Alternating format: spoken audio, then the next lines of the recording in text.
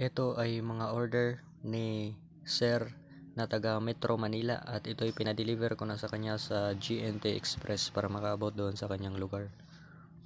Ang kanyang order ay Dignum Cruise Amulet at Mandagat Amulet at isang panlagay sa wallet. At lahat ito ay tapos ng madasalan at ready na magamit.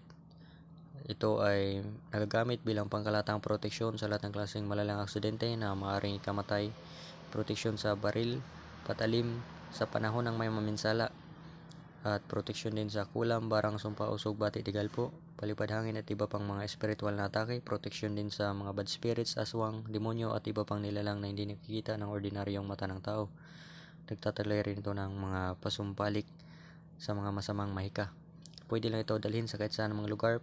Pwede lang mabasa ng tubig kapag naliligo. Itong kwintas na ito ay gawa ito sa dignum na kahoy. Pwede ito pahiran ng langis ng niyog o virgin coconut oil. At lahat ng mga ito ay iingatan lamang.